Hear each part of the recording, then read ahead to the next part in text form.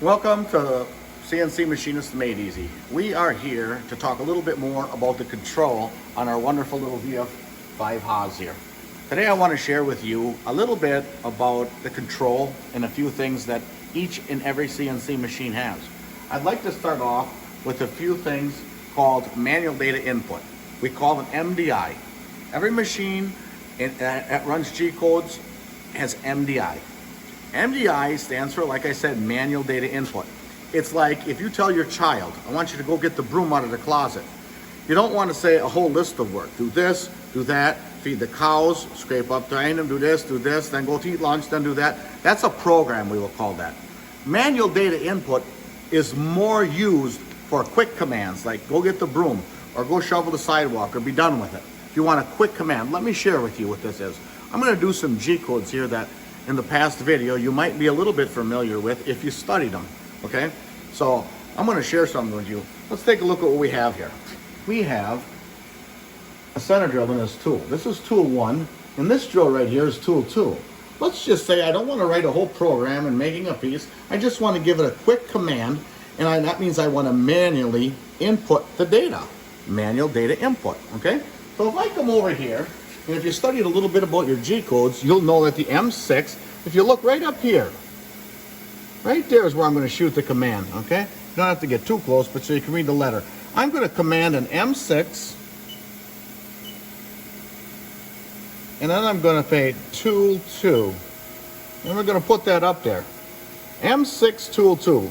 Now, if you studied your G-codes from the last video, you'll know that that means change to tool 2. Just like reading a book, except interpreting in different code. Now I can execute that program by hitting cycle start. Let's take a look at that right over there. Let's bring the camera over there and see what happens. I'm simply going to hit cycle start. It's actually just doing what I'm telling it to do. Okay, now let's bring it back over here. And let me change this back to change tool, back to T1. Okay, now I'm going to come over here at cycle start, and you can watch it change back to tool 1. These machines will listen better than your children. Come back on over here. Now I'm going to delete that entire program, and I'm going to tell it to, let's say, hey, I want you to do an M3 at S1200. Now if you studied your code, that means a clockwise spindle at 1200 RPMs. Let's hit cycle start down here. Let's see what it does. Ready? Hey, look at that. No arguing, no fighting, done. Now I can just hit stop, bring it back over here.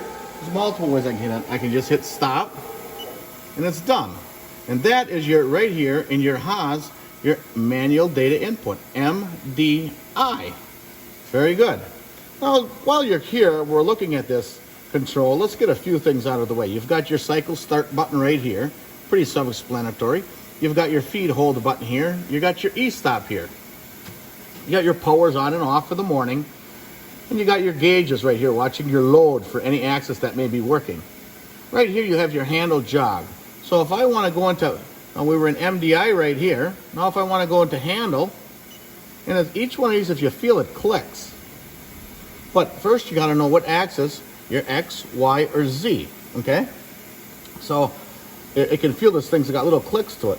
Right now I have it in Z, and it's moving, each click is 10 thousandths. So let's go like this and this. Now bring that camera over and see what that Z is doing. Down and up, down and up. Now keep the camera there and look down at the table. I'm going to take my X and just simply hit my X instead of my Z. Now that's doing it in increments of 10 thousandths each click. And then the Y, and so on and so forth. That's the customary action of that. I don't want to get into several of these buttons. Bring that back over here.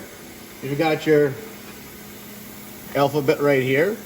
You've got your numbers right here. A few different options up here. A few different commands and screens right there.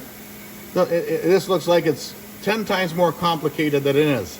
But I'll tell you right now, when I'm done with these G-codes, it'll be 10 times more simple than you really think it is. I remember years ago when I was sawing and I was cleaning chip pans out, and I'd watch these guys doing this stuff, and I thought to myself when I was 21, 22, I'll never be able to do that.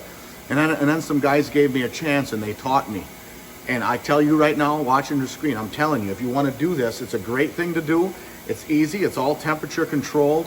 For the most part, you don't have to get up and climb if you don't like the elements, like a construction worker outside, or maybe you don't like the office environment. It's a great way to come in your own little world and learn a nice trade, and it's not as difficult as you'd think.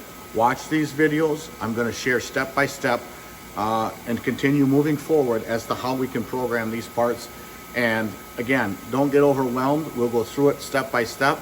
And it's something, I guarantee it, if it's something that you even think you might like, it's something worth looking into. So until next time, thanks for watching CNC Machinists Made Easy.